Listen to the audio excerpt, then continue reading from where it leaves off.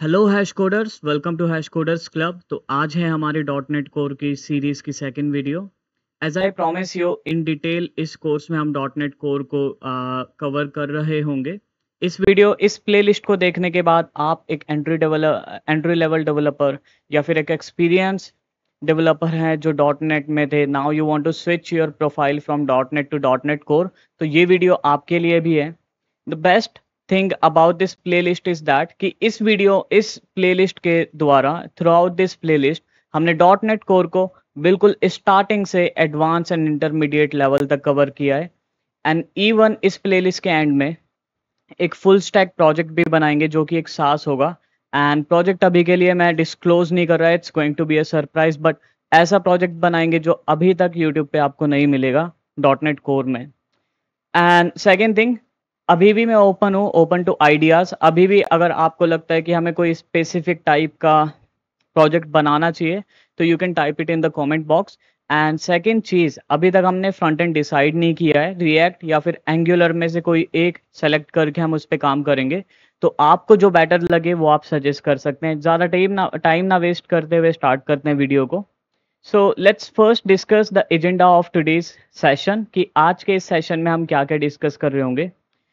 आज के इस सेशन में स्टार्ट करेंगे हम एमवीसी प्रोजेक्ट सेटअप से कि एक एमवीसी प्रोजेक्ट सेटअप करेंगे डॉट नेट कोर के अंदर। एंड सेटअप करने के बाद हम उस प्रोजेक्ट के फोल्डर्स एंड फाइल्स को देखेंगे डिटेल में। हर एक फाइल, जो भी फाइल है या जो भी फोल्डर है, हर एक फाइल को डिटेल में समझेंगे कि हर एक फाइल के अंदर क्या ऐसी लाइन है जिसकी वजह से हमारा प्रोजेक्ट बन रहा है। एंड आई पर्सनली लाइक कि मैं जो भी चीज़ सीख रहा हूँ ना, इन डेप्थ में सीखूं, कि कल को अगर मुझसे कोई ये भी पूछे ना इसमें डॉट क्यों आ रहा है, कॉमा क्यों आ रहा है, तो मेरे पास उसका आंसर हो, मुझे रटना नहीं है। तो I am explaining everything about it. Then उसके बाद देखो यार, भले ही हम कितना भी कोड समझ लें, लेकिन जब तक एक बार अपने हाथों से नहीं लिखेंगे ना तो इतना मज़ा नहीं आएगा कोड करने में, राइट। तो हम क्या करेंगे, पहले तो एमवीसी प्रोजेक्ट बनाएंगे, उसके फोल्डर्स एंड फाइल्स स्ट्रक्चर को समझ लेंगे, हर लाइन के कोड को समझ लेंगे। देन उसके बाद हम मूव करेंगे क्रिएटिंग एम्प्टी प्रोजेक्ट। एक एम्प्टी प्रोजेक्ट बनाएंगे, एमवीसी का ही एम्प्टी प्रोजेक्ट बनाएंगे, और एक एम्प्टी प्रोजेक्ट को हम कन्वर्ट कर देंगे एमवीसी में। ये सारी चीज़ हम करने वाले हैं। चलिए स्टार्ट करते हैं एमवीसी से। First of all I have a question for you कि कैसे हम एक एमवीसी का प्रोजेक्ट बना सकते हैं, कोई आइडिया? ओके, नो आइडिया, ठीक है, कोई इशू नहीं है, मैं बता देता हूँ। देखो यार, एमवीसी का प्रोजेक्ट बनाना है। एमवीसी मतलब मैं पुराने डॉट नेट की बात नहीं कर रहा हूँ, I am only talking about ASP dot net core, please remember it. MVC मतलब टेम्पलेट या फिर वो फोल्डर स्ट्रक्चर जिसके अंदर हम अपने एक बड़े से कोड बेस को, लार्ज के कोड बेस को, अपने प्रोग्राम को छोटी छोटी फाइल्स और मल्टीपल फोल्डर्स में डिस्ट्रीब्यूट कर रहे होंगे। चलिए प्रैक्टिकली अपने पहले प्रोजेक्ट को बनाते हैं। ओके, तो जैसे ही आप एक एमवीसी का प्रोजेक्ट बनाना चाहते हैं, जैसे कि हमने डिस्कस किया था आज के एजेंडा में कि हम पहले एक एमवीसी टेम्पलेट का प्रोजेक्ट बनाएंगे और उसमें फाइल्स एंड फोल्डर्स को डिस्कस करेंगे, राइट।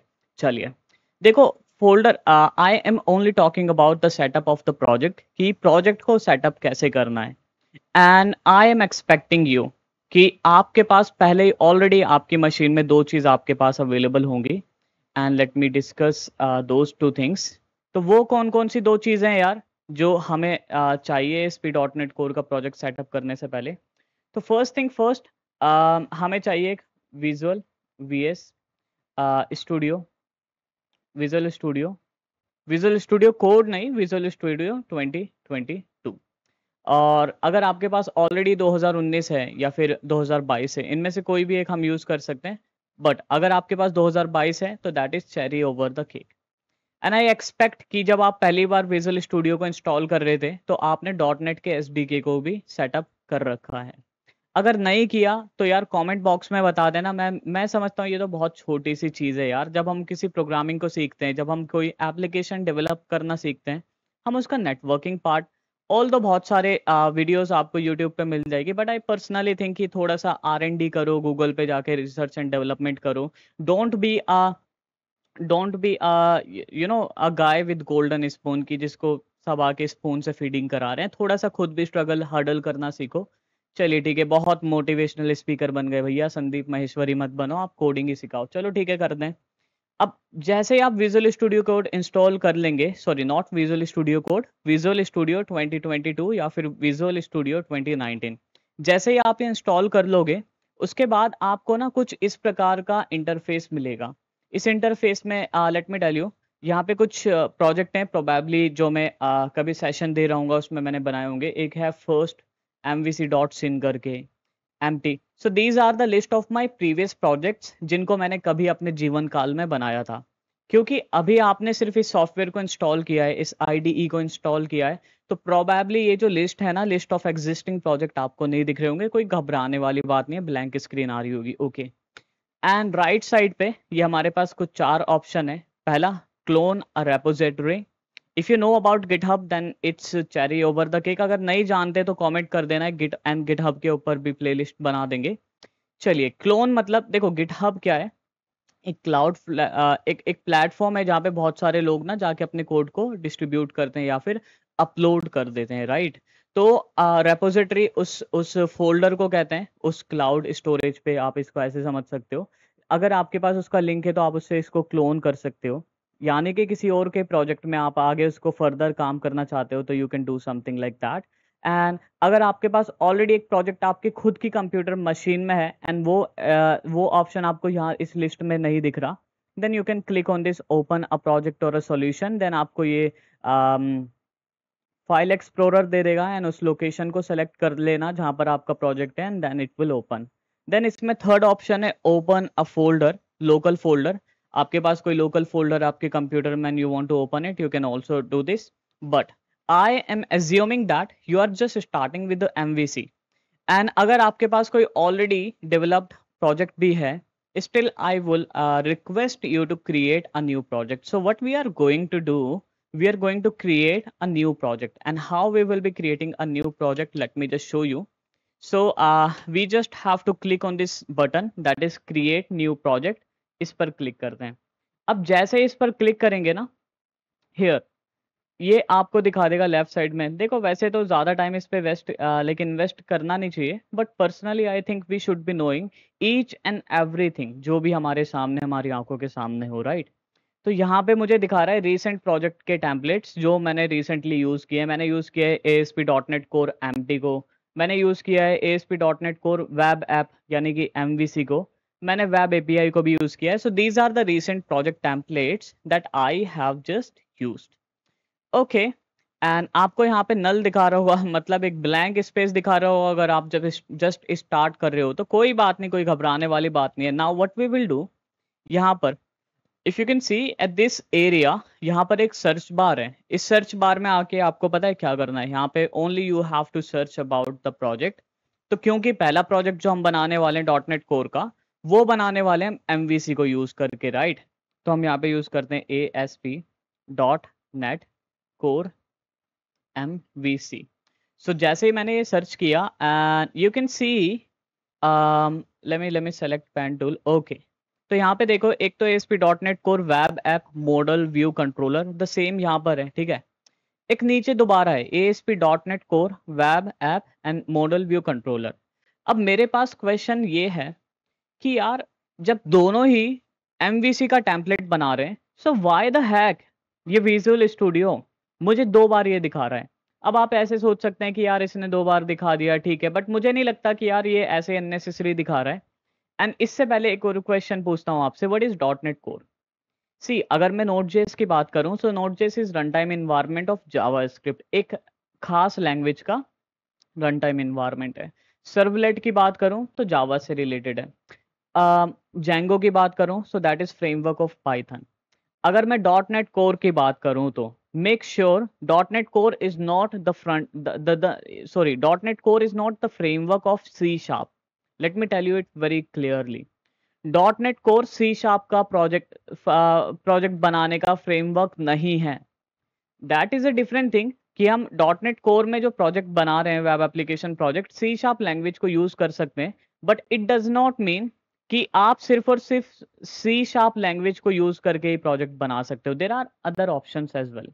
अगर आप यहाँ पे देखो तो आपको ऐसा लगेगा बहुत सारी चीजें कॉमन है। एडिटर भैया यहाँ पे जूम कर देना, but if you can look it, यहाँ पे C# है और यहाँ पे देखोगे तो F# है, F#। तो भैया डॉट नेट कोर में मल्टीपल प्रोग्रामिंग लैंग्वेजेस को यूज करके प्रोजेक्ट बना सकते हैं हम। Programming languages like VB, F sharp, C sharp, there are multiple programming languages. अब इसके ऊपर चर्चा करने नहीं बैठ रहे, हम सी शार्प से बना रहे होंगे। ओके, तो सी शार्प वाला टॉप पे आ गया। All I just need to do is just to select this template. अब मैं क्या करूँगा, इस पर क्लिक कर दूंगा। यार already it has been selected. And इतना काम करने के बाद अब मैं क्लिक करूंगा इस नेक्स्ट बटन पे। So the moment I click on this next button, मेरे सामने एक ऐसी स्क्रीन आ जाएगी जहाँ पे मुझे दिखाएगा प्रोजेक्ट नेम, द लोकेशन जहाँ पे आप इस प्रोजेक्ट को बनाना चाहते हो। सो मेरे पास ना मल्टीपल लोकेशन है। What I will do now, I will open a location. तो यहाँ पर ना एक लैब नाम का फोल्डर क्रिएट कर लेता हूँ मैं, लैब, और एक और फोल्डर क्रिएट कर लेता हूँ यहाँ पे पीपीटी नाम का। सो सारी प्रेजेंटेशन को मैं मूव कर देता हूँ पीपीटी के अंदर। अरे क्या हो गया बे, ट्राई अगेन, प्रोबेबली ओपन है इसलिए अभी नहीं जा रही।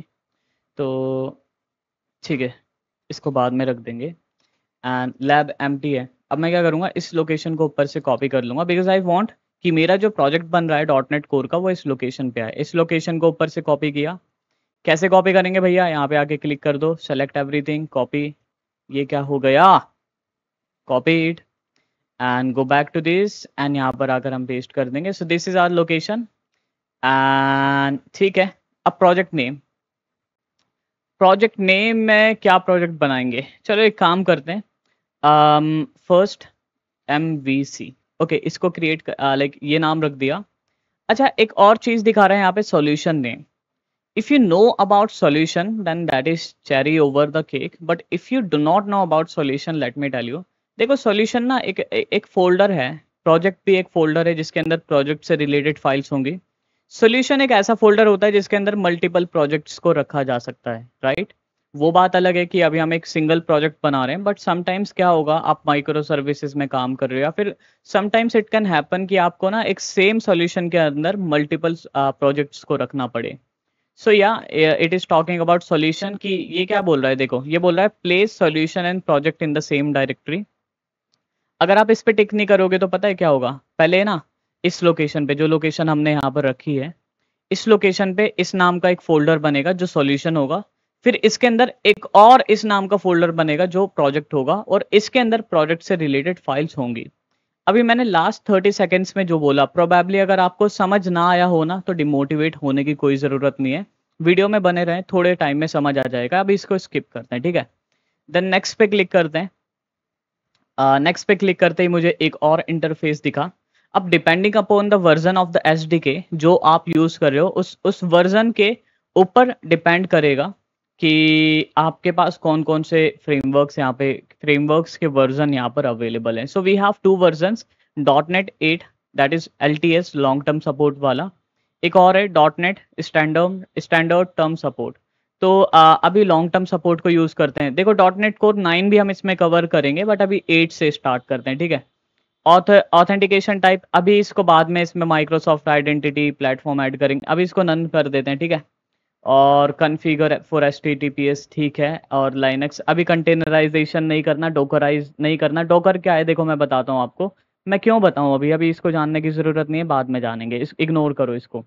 अच्छा, यहाँ पर ये जो 2 लाइन है ना, they are related to the .NET, इसको भूल जाओ, ये क्या है, इसको ध्यान रखो। ये क्या बोल रहा है, do not use top level statement. इसका क्या मतलब है, पहले प्रोजेक्ट क्रिएट करते हैं, जब हम दोबारा एक और प्रोजेक्ट क्रिएट करेंगे ना, एम्प्टी टेम्पलेट वाला, जिसको हमें एम्प्टी से MVC पे मूव कराना है, तब हम इसके बारे में बात करेंगे। Then I will click on this create button पे क्लिक करते ही अब ये प्रोबेबली कुछ सेकेंड्स का टाइम लेगा। एंड ये क्या, ये मेरा प्रोजेक्ट ओपन हो चुका है। अब मेरा प्रोजेक्ट ना मैंने अलग से सेटअप कर रखा है इस IDE का। तो हो सकता है मेरा सेटअप, लाइक मेरी फाइल्स यहाँ पे आ रही है जैसे दिख रही है आपको, थोड़ी सी अलग दिखे तो कोई घबराने वाली बात नहीं है यार, है ना। इसका भी वर्जन अलग अलग होता है, ये तो एक सॉफ्टवेयर है। मेन चीज़ है हमें बस कोड पे ध्यान देना है। अब यहाँ पे हमें ओवरव्यू दिखा रहा है, ये ओवरव्यू ऐसे करके आपके ऊपर यहाँ पे क्रॉस का निशान आ रहा होगा, बट मेरे पास यहाँ पे आएगा। मैं इसको करता हूँ सबसे पहले क्लोज। अभी मैंने जो प्रोजेक्ट बनाया है ना, this is my project, that is first MVC। And ये कुछ इसके अंदर फोल्डर्स एंड फाइल्स है हमारे पास। एक बार मैं उस लोकेशन पे जाके दिखा दूं आपको। सो पहले यहाँ पे एक एम्प्टी था, ठीक है, कुछ भी नहीं था। अब मैंने, अगर आपको याद हो, मैंने बोला सॉल्यूशन एंड प्रोजेक्ट। देखो सबसे पहले एक प्रोजेक्ट, एक फोल्डर बना जिसमें हमारा सॉल्यूशन बना फर्स्ट एमवीसी का। इसके अंदर एक और फोल्डर है सेम नेम का, इस पे क्लिक करोगे ये आपका एक्चुअल प्रोजेक्ट है, प्रोजेक्ट से रिलेटेड फाइल्स हैं। एक चीज़ और नोटिस करोगे आप, इस प्रोजेक्ट में ना दो फोल्डर ऐसे हैं जो आपको ना कोड एडिटर में नहीं दिखाएगा। देखो जैसे कि ओबीजे वाला फोल्डर आपको कभी भी कोड एडिटर में नहीं दिखाएगा, एंड बिन वाला फोल्डर भी कभी आपको आपके इसमें कोड एडिटर में नहीं दिखाएगा। अब ये क्यों नहीं दिखा रहा है इसके बारे में भी हम कभी चर्चा करेंगे। चलिए अब स्टार्ट करते हैं भैया इन सारी की सारी फाइल्स को एंड फोल्डर्स को समझना कि इसमें क्या क्या है हमारे पास। So on top of it editor भैया अगेन जूम कर देना इस एरिया पे। तो यहाँ पे हमारे पास एक कनेक्टेड सर्विसेज है, इस पे आप क्लिक करेंगे तो यहाँ पे आपको कुछ भी नहीं दिखेगा। सो कनेक्टेड सर्विसेज में जब हम इसको डिप्लॉय करेंगे या फिर अगर डॉकराइज करेंगे तो उससे रिलेटेड यहाँ पे चीज़ें दिखेगी, बट अभी के लिए क्योंकि हम इसको अभी तो हम बस हमें फंडामेंटल समझने हैं तो इस फोल्डर को स्किप कर सकते हैं यहाँ पर, है ना। बस इतना समझना है, फ्यूचर में जब मैं कोई सर्विस यहाँ पे कनेक्ट करूंगा so all the track of that services will be available here inside this folder जिसका नाम है कनेक्टेड सर्विसेज। इसके बाद एक और फोल्डर है जिसका नाम है डिपेंडेंसीज। अब डिपेंडेंसीज क्या है मैं बताता हूँ आपको। मान लो आपको यहाँ से जहाँ पे भी आप रहते हैं नियरेस्ट एयरपोर्ट जाना है, कैसे जाओगे? बाइक से जाओगे। मान लो बाइक से गए तो बाइक कहाँ खड़ी करोगे? तो बहुत सारे लोग क्या करेंगे, कार का यूज करेंगे, राइट। कैन आई से कि वो जो कार है या जो कार ड्राइवर है अब आप उसके ऊपर डिपेंडेंट है, राइट, डिपेंडेंट है। सो डिपेंडेंसी इज द सेम। हम अपने प्रोजेक्ट में जितने भी पैकेजेस माइक्रोसॉफ्ट से या फिर थर्ड पार्टी लाइब्रेरीज को यूज करेंगे ना, वो सारे डिपेंडेंसीज, वो सारे पैकेजेस, वो सारी लाइब्रेरी या वो सारे फोल्डर्स, उनका ट्रैक हमारे पास इस डिपेंडेंसीज नाम के फोल्डर में होगा। अब डिपेंडेंसीज हमारे पास दो प्रकार की होती है, एक होता है फ्रेमवर्क, एक होता है एनालाइजर। फ्रेमवर्क हमारे पास देखो, फ्रेमवर्क में दो चीज आ रही है, microsoft.asp.net core.app, microsoft.net core.app। तो दो फ्रेमवर्क है। जो हमारा इनिशियल सेटअप होता है ना, इन दो पैकेजेस पे डिपेंड करता है माइक्रोसॉफ्ट के। एनालाइजर्स में हमारे पास कुछ एनालाइजर्स हैं और अभी के लिए हम एनालाइजर को यूज कर रहे हैं। एक सेपरेट वीडियो ले लेंगे 4 से 5 मिनट की, एनालाइजर क्या होता है, ठीक है। बस अभी ओवरव्यू देखना है कोड का। तो ये हमारी डिपेंडेंसीज हो गई। प्रॉपर्टीज के बारे में बात करने से पहले ना एक बार इस प्रोजेक्ट को रन कराते हैं एंड चेक करते हैं कि ये प्रोजेक्ट दिखता कैसा है। सो इस प्रोजेक्ट को रन कराने के लिए हमारे पास by the way dot net core में ना CLI भी है हमारे पास, मतलब कमांड लाइन टूल है, यानी कि कमांड्स है जिनको यूज़ करके हम अपने प्रोजेक्ट को रन करा सकते हैं। लेकिन मैंने आपको पता है विजुअल स्टूडियो 2022 डाउनलोड करने के लिए क्यों बोला? इसलिए बोला ताकि हमें वो कमांड्स मैनुअली एंटर ना करना पड़े और in exchange of few clicks हम क्लिक करें और कुछ चीज़ें हो जाएं। तो इस सॉफ्टवेयर पर आपको यहाँ पर ऐसा कुछ दिख रहा होगा, ये ग्रीन बटन एंड HTTPS। अभी मुझे क्या करना है, मैं बस इस ग्रीन बटन पे क्लिक कर दूंगा एंड अब क्या होगा, जैसे मैं इस ग्रीन बटन पे क्लिक करता हूँ ना, इट सेज कि बिल्ड स्टार्ट करना। अब बिल्ड स्टार्ट क्या होता है? देखो जो हमारा ये प्रोजेक्ट है ना, that is in C#, and C# can not be understood by the browser and other thing. तो MVC वाले प्रोजेक्ट का जो व्यू है, अब इसको कन्वर्ट करते हैं। बिल्ड मतलब वो वर्जन बनाते हैं वेब एप्लीकेशन का जिसको हम यहाँ पे यूज कर सकें, ठीक है। तो ये काम मुझे नहीं करना होता है। जब भी मैं प्रोजेक्ट को बिल्ड करता हूँ यानी कि रन कराता हूँ, सबसे पहले इसका एक बिल्ड बनता है और वो बिल्ड ना बाद में देखेंगे OBJ बिन में कहाँ होता है, इसके बारे में हम बाद में चर्चा करेंगे यार। अभी थोड़ा सा सिंपलर रखते हैं ताकि जो लोग पहली बार आ रहे हैं डॉटनेट कोर को देखने, वो घबरा के भाग ना जाएं, बोले भैया हम Node.js सीखेंगे, हमसे ये नहीं हो पाएगा। देखो dot net core is most beautiful thing. Last video में ही हमने डिस्कस करा था, अगर आपको एक हाई परफॉर्मेंस एप्लीकेशन बना रही है देन योर डिसीजन और then your selection should be dot net core only. तो चलिए देखते हैं। So this is how my application looks. अब मैं इसके बारे में अभी बात नहीं कर रहा कि ये एरिया या ये चीज़ कहाँ से आ रही है, मैं बात करता हूँ इस चीज़ के बारे में कि HTTPS, ओके, HTTPS मतलब प्रोफाइल, या फिर आप बोल सकते हो कि प्रोटोकॉल कौन सा यूज़ कर रहे हैं हम अपनी वेब को सर्व करने के लिए। सो अभी तो यहाँ पे वो लाइक डिसेबल हो गया कंटिन्यू के साथ, लेकिन पहले हम देख रहे थे यहाँ पे HTTPS लिखा हुआ है। HTTPS का मतलब हम अपने प्रोजेक्ट को HTTPS प्रोफाइल के साथ रन करना चाहते हैं। अब ये प्रोफाइल इस URL पे ही क्यों रन हो रही है, कोई कोई और URL पे मैं इसको रन क्यों नहीं करा पा रहा? तो इसका सिंपल सा आंसर है ये प्रॉपर्टीज नाम का फोल्डर। सॉल्यूशन एक्सप्लोरर पे क्लिक करते ही वापस आ गया ये। प्रॉपर्टीज नाम के फोल्डर को एक्सट्रैक्ट करूंगा, सॉरी मतलब इस वीडियो प्ले बटन जैसे इस पे क्लिक करूंगा एंड यहाँ पे ना मुझे एक फाइल दिख रही है दैट इज लॉन्च सेटिंग्स। अब ये लॉन्च सेटिंग्स क्या है? देखो लॉन्च नाम से ही पता लग रहा है कि जब हम अपने प्रोजेक्ट को बिल्ड कर चुके हैं, इसको लॉन्च करना है, so where at the place हमें इसको लॉन्च करना है। सो यहाँ पर कुछ चीज़ें डिफाइन है ऑलरेडी, इनको भूल जाते हैं। बट हाँ, यहाँ पर ना जेसन ऑब्जेक्ट में एक प्रोफाइल्स नाम का ऑब्जेक्ट टाइप कुछ है। यहाँ पे प्रोफाइल्स को समझते हैं। प्रोफाइल्स के अंदर हमारे पास मल्टीपल प्रोफाइल हैं। एक है HTTP profile and then we have HTTPS profile, we have IIS express profile.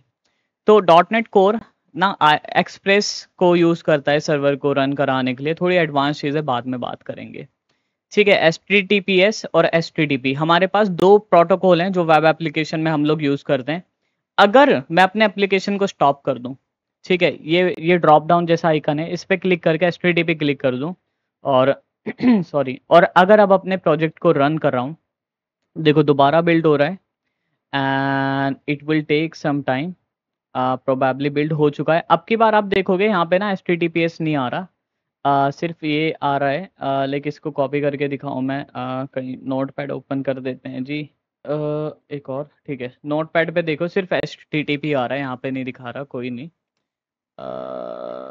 ठीक है, कनेक्शन अब की बार सिक्योर नहीं है। चलो इसको क्लोज करते हैं और अपने प्रोजेक्ट को भी क्लोज कर देते हैं। कुल मिला के here we have defined this thing. देखो प्रॉपर्टीज के अंदर, प्रॉपर्टीज एक ऐसा फोल्डर है जिसके अंदर हम लॉन्च सेटिंग्स नाम की फाइल रखते हैं एंड लॉन्च सेटिंग फाइल हमारी कॉन्फ़िगरेशन है। जब प्रोजेक्ट बिल्ड हो जाएगा इसको लॉन्च कहाँ पर करना है। हमारे पास कुछ प्रोफाइल्स हैं, प्रोफाइल्स लाइक HTTP में क्या है, कमांड नेम प्रोजेक्ट, ठीक है, बहुत सारी चीजें। और यहाँ पर एक बहुत ज्यादा इंपॉर्टेंट चीज जो आपको समझने की, दैट इज एप्लीकेशन URL। जब मैं अपने एप्लीकेशन को बिल्ड कर दूंगा और इसको लॉन्च करूंगा, तो कौन से ब्राउजर में जाके लॉन्च होगी ये, सॉरी ब्राउजर में किस लोकेशन पे, किस IP एड्रेस, किस फोल्डर पे जाके लॉन्च होगी ये। So here I have specified HTTP:// localhost. If you know about localhost, then it is cherry over the cake. But if you do not know about localhost, then let me tell you, localhost ना हर machine का local IP address होता है। मतलब ये कि जैसे मैं अपने आप को मेरा नाम लेके नहीं बुलाता, हसीब नहीं बोलता, मैं अपने आप को बोलता हूँ मी। सिमिलरली लोकल होस्ट, आप अपनी मशीन से खुद के IP एड्रेस को ट्रैक कर रहे हो तो लोकल होस्ट इसको यूज कर सकते हो। इसकी न्यूमेरिक वैल्यू या फिर नंबर में जो हम रिप्रेजेंट करते हैं, that is 127.0.0.1। So that is the value of local host. क्योंकि नंबर्स हम याद नहीं रख पाते, तभी हम facebook.com याद रखते हैं instead of the domain, instead of the IP address of the Facebook, right. Then इसके बाद ये है हमारा एक पोर्ट नंबर। पोर्ट नंबर क्या होता है यार? देखो पोर्ट नंबर को आप ऐसे समझो कि when you go for taking a flight, या फिर जब आप एक ट्रेन लेते हो, या फिर जब आप एक बस लेते हो, तो वहां पर एक टर्मिनल नंबर होता है, राइट। एक बड़े से बस स्टैंड या फिर ट्रेन रेलवे स्टेशन या फिर एयरपोर्ट पर मल्टीपल टर्मिनल होते हैं हमारे पास, जहाँ पे अलग अलग जगह जाने वाली बसेस आती हैं। सिमिलरली हमारे एक कंप्यूटर में, हमारे एक सर्वर पे वी कैन सर्वर क्या है? एक कंप्यूटर है जहाँ पे जाके हम अपने बैकएंड की कोड को रख देते हैं और वो बैकएंड का कोड रन होता है। सिमिलरली हमारा ये पोर्ट नंबर क्या है? पोर्ट नंबर ये बोलता है कि एक मशीन में आप मल्टीपल सर्वर्स क्रिएट कर सकते हो। मल्टीपल पोर्ट मतलब अलग अलग जगह जहाँ पे बसेस हैं। तो एक जगह से बस जा रही है यूपी के लिए, एक जगह से बस जा रही है UK यानी उत्तराखंड के लिए। तो सिमिलरली हमारे पास एक कंप्यूटर में अलग अलग वेबसाइट डिप्लॉय हुई हुई है। एक पोर्ट नंबर ये है। तो यूजुअली पोर्ट नंबर एक नंबर होता है जो कि ज़्यादातर आप देखोगे 2000 से या फिर 2000 से 80,000 के बीच में कोई भी एक पोर्ट नंबर होगा। ये हर अलग अलग प्रकार की सर्विसेज को अलग अलग पोर्ट नंबर दिए हुए होते हैं। एंड जब आप अपने एप्लीकेशन को डिप्लॉय करते हो तो you do not have to tell it explicitly कि आपका पोर्ट नंबर क्या है। जिस भी सर्विस पे जाके, यानी कि फॉर एग्जांपल एज़्योर पे डिप्लॉय कर रहे हो, या फिर माइक्रोसॉफ्ट वाला कौन सा था यार, एज्योर ही था क्या? AWS, हाँ गूगल का तो AWS है, तो एज्योर या फिर AWS पे आप अपने इसको डिप्लॉय करते हो तो वो आपको एक पोर्ट नंबर देते हैं। You do not have to keep it explicitly, but क्योंकि अभी हम इसको लोकल डेवलपमेंट सर्वर पे रन करा रहे हैं, so we can change this. For example, अभी जैसे मैं अपनी एप्लीकेशन को HTTPS प्रोफाइल पे रन कर रहा हूँ, देखो रन करा रहा हूँ, ठीक है। अब जैसे ही मैं रन कराया इसको, तो अरे भाई हो भी जा, ब्राउजर के अंदर कौन से पोर्ट नंबर पे आ रहा है? 7173। लोकल होस्ट क्यों आ रहा है? क्योंकि अपनी ही मशीन से, अपनी मशीन में मैं इसको एक्सेस कर रहा हूँ। मतलब ये कोड कहाँ है इसका? मेरी मशीन में। यूज कहाँ कर रहा हूँ? मेरी मशीन में। क्लाइंट भी मेरी मशीन, सर्वर भी मेरी मशीन। तो मैं यहाँ पे ग्लोबल IP एड्रेस यूज करने की जगह लोकल IP एड्रेस यूज कर सकता हूँ। एंड पोर्ट नंबर हमारा 7172 है। अगर मैं अपनी प्रोफाइल्स में जाके देखूं HTTPS पोर्ट नंबर क्या है भैया? 712 है। अगर ये वाला पोर्ट नंबर ऑक्यूपाइड है तो 5260 पे यूज कर लेना, है ना? यही बोल रहे हैं हम। मैंने कहा इसको एक काम करो, इसको कर दो 3000 या फिर 3300। Let me save this. Okay, तो HTTPS प्रोफाइल के साथ एक बार इसको फिर से स्टार्ट करने पे देखो कहाँ पे आ रहा है। पोर्ट नंबर हमने चेंज कर दिया था इसका 3300, 3300, 3300, 3300। तो भैया अरे यार ये इस पे क्यों नहीं चल रहा? एक सेकंड, प्रोजेक्ट तो रन है। एक सेकंड, पोर्ट नंबर चेंज किया HTTPS प्रोफाइल का, प्रोजेक्ट कहाँ पे रन है? HTTPS पर। कुछ तो गड़बड़ है। पहले मैं इसको एक बार ना रोक देता हूँ, ठीक है। रोक दिया, इसको एक बार सेव भी कर दिया, एंड चलिए एक बार ना इसको रन करते हैं। सो जैसे ही मैंने इसको रन किया, देखो 3300 पे आ गया मेरा प्रोजेक्ट। तो यार ऐसी चीज़ें हम जाके प्रॉपर्टीज़ वाले फोल्डर में कर सकते हैं। अच्छा, एक चीज़ ध्यान रखनी है आपको, प्रॉपर्टीज़ वाले फोल्डर में जब आप अपने कोड को डिप्लॉय या फिर ऐसी कुछ चीज़ें करोगे ना, then we will come back to this. या फिर आप जब पूरे एप्लीकेशन को डेवलप कर रहे हो, जस्ट कोड लिख रहे हो, APIs बना रहे हो, कंट्रोलर बना रहे हो, मोस्ट रेयरली ही कभी मतलब ऐसा मौका आता है या फिर ऐसी ज़रूरत आती है कि आपको प्रॉपर्टीज़ में या फिर लॉन्च सेटिंग्स में जाके काम करना पड़े। एक और यूज़ भी होता है लॉन्च सेटिंग का कि हम इसमें, चलो बाद में बात करेंगे, ठीक है। www रूट, देखो www रूट ना, ये हमारा एक स्टैटिक फोल्डर है। स्टैटिक फोल्डर मतलब वो फोल्डर जिसके अंदर हम अपने स्टैटिक कोड को रख रहे होंगे। स्टैटिक कोड व्हेन आई से स्टैटिक कोड, मतलब स्टैटिक कोड क्या क्या हो सकता है वेब पेज पे? क्या क्या हो सकता है? नहीं आज बता दो क्या क्या हो सकता है। देखो यार, HTML हो सकता है, CSS हो सकता है, जावा स्क्रिप्ट हो सकती है, लाइब्रेरीज हो सकती हैं फ्रंट एंड की, या फिर इमेजेस हो सकती हैं, राइट। तो www रूट, आप इसका लोगो भी लोगो नहीं कह सकते, आइकन देख सकते हो आप, इसका चेंज आ रहा है इस विजुअल स्टूडियो 2022 में। द रीज़न इज क्योंकि ये इसको समझता है कि इसके अंदर हमारी स्टैटिक चीज़ें होंगी। And make sure the names of these folders, they are literally really very important, so you cannot change the names of this folder, okay? So www root में हमारे पास 3 फोल्डर्स हैं, CSS, JavaScript and lib, या फिर lib is a folder where you can keep the libraries, and by default when you initialize the project it comes with bootstrap setup, कि आपके पास already bootstrap setup होता है, jQuery होती है, jQuery validation, काफ़ी सारी चीज़ें। CSS में आपको एक empty CSS फाइल मिलेगी, जावा स्क्रिप्ट में भी आपको एक जावा स्क्रिप्ट फाइल मिल जाएगी। इसको क्लोज कर देते हैं, ठीक है। तो ऑल द स्टैटिक कोड या ऑल द स्टैटिक डेटा या ऑल द स्टैटिक रिसोर्सेज हम इसके अंदर रखेंगे। अच्छा, www रूट के अंदर अभी ना इमेजेस नाम का कोई फोल्डर नहीं है, so we can manually create it by right clicking on it. Add का ऑप्शन है, फोल्डर पे क्लिक करेंगे और इमेज नाम से फोल्डर बना देंगे, सारे अपने इमेजेस को इस फोल्डर के अंदर रखेंगे। आई होप यहाँ तक क्लियर है। देन इसके बाद कंट्रोलर्स वाला फोल्डर है। देखो कंट्रोलर के ऊपर ना हम एक अलग से सेपरेट वीडियो लाएंगे 30-40 मिनट्स का, प्रोबेबली नेक्स्ट वीडियो तो शायद मिडलवेयर के ऊपर होगा, उसके बाद कंट्रोलर पे दोबारा आएंगे, सो इसको अभी भूल जाते हैं, ठीक है। एक हमारे पास मॉडल्स नाम का फोल्डर होगा। मॉडल्स में क्या होगा? जो भी डेटा रिप्रेजेंटेशन होगा ना, लाइक अगर फॉर एग्जांपल आप एक ई-कॉमर्स वेबसाइट पे काम कर रहे हैं, या फिर आप एक सास एप्लीकेशन पे काम कर रहे हैं, जो भी एप्लीकेशन बना रहे हैं, if it is dynamic make sure उसमें यूज़र रजिस्ट्रेशन एंड ऑथेंटिकेशन तो होगा।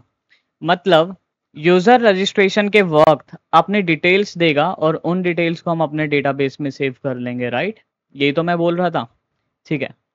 तो आप यूजर की कौन कौन सी डिटेल्स होगी, उसका नेम होगा, लास्ट नेम होगा, उसमें ये क्या हो गया हट, ठीक है, उसमें उसका ईमेल एड्रेस होगा, पासवर्ड होगा, क्या ये डिटेल्स हैं, उन सारी चीज़ों को ना हम डिफाइन करते हैं इस मॉडल्स के अंदर एक क्लास फाइल बना के। एंड मॉडल्स पे भी एक डिटेल वीडियो होगा। व्यूज़ ड्रेजर पेजेस के ऊपर तो एक डिटेल वीडियो होना ही होना है। ये जो व्यू आ रहा था ना हमारे पास ब्राउजर में, कहाँ गया ये व्यू? कहाँ से आ रहा है? इस व्यूज़ नाम के फोल्डर के अंदर हमने बना रखा है। और ऐप सेटिंग्स डॉट जेसन, तो भैया ऐप सेटिंग्स डॉट जेसन में हमारे पास अभी तो कुछ नहीं है, कुछ बेसिक बेसिक इन्फॉर्मेशन है, लॉगिंग क्या होगी क्या नहीं होगी, इसको भी स्किप करते हैं। देखो इसके अंदर जब हम डेटाबेस से कनेक्ट करते हैं तो अपने प्राइवेट डेटा को यहाँ रख सकते हैं, अपने कनेक्शन स्ट्रिंग को यहाँ पे रख सकते हैं, बाद में देखेंगे और क्या क्या चीज़ें इसमें कर सकते हैं। Then we have program dot C S. So program.cs is really the main or the root point, or you can say the root of the root of the program. ठीक है, so we just have seen the folder structure of the MVC template. अभी देखो हमें करना क्या है यार, हमने ना सिर्फ फोल्डर स्ट्रक्चर को देखा है, बट कुछ चीज़ें अभी रिमेनिंग है, जैसे कि कंट्रोलर्स को अभी हम डिस्कस नहीं कर सकते क्योंकि बहुत लंबी लेंदी वीडियो हो जाएगी, मॉडल्स लेंदी वीडियो हो जाएगी, व्यूज लेंदी वीडियो हो जाएगी। तो सीरीज में नेक्स्ट वीडियो हम रखेंगे मिडलवेयर के ऊपर, देन उसके बाद कंट्रोलर के ऊपर, देन मॉडल्स के ऊपर एंड देन व्यूज के ऊपर। तो अभी पर्सनली आई थिंक सो कि इस वीडियो को यहाँ पर ही एंड करते हैं। ऑल्दो हमारा एजेंडा था कि एमटी प्रोजेक्ट से एमवीसी में जाएंगे, बट मुझे पर्सनली ऐसा लगता है क्योंकि अभी हमें मिडलवेयर नहीं पता, कंट्रोलर नहीं पता, तो अभी ये सब चीज़ें करने का ना कोई कोई मतलब कुछ खास फायदा नहीं है। एक बार ना फ्लो और समझ लेते हैं कि एमवीसी एप्लीकेशन वर्क कैसे करता है। ओके, देखते हैं। So here I have define this design और आर्किटेक्चर, काफ़ी मेहनत लगी यार इसे बनाने में। अब देखो होता क्या है, पहले तो मैं पेन का कोई एक बढ़िया सा कलर ले लूँ और थिकनेस भी बड़ा अच्छा हाइलाइटर लेते हैं इंस्टेड ऑफ पेन। और ये क्या हो गया, कलर रेड ही बढ़िया है, ठीक है। तो होता क्या है, एचटीटीपी क्लाइंट कोई भी आपका ब्राउज़र है, ये एक क्रोम हो सकता है या कुछ भी हो सकता है, हाइलाइटर नहीं पेन ही लेते हैं और पेन का कलर करते हैं येलो और पेन, ठीक है। ये हो सकता है आपका क्रोम ब्राउज़र, हाँ येलो किया था रेड आ रहा है, कोई दिक्कत नहीं, क्रोम हो सकता है, एज हो सकता है, माइक्रोसॉफ्ट एज। अब इसमें जाके ना आप एक एचटीटीपी एड्रेस डालोगे जो आपके सर्वर का होगा। इन आर केस अभी हमारे पास लोकल होस्ट था, तो मैं यहाँ से एक रिक्वेस्ट भेजूंगा सर्वर के पास। अब जो ये येलो रेक्टेंगल दिख रहा है ना आपको with with curved on the edges, ये येलो रेक्टेंगल कुछ नहीं है, सर्वर साइड कोड है पूरा हमारा डॉटनेट में लिखा हुआ।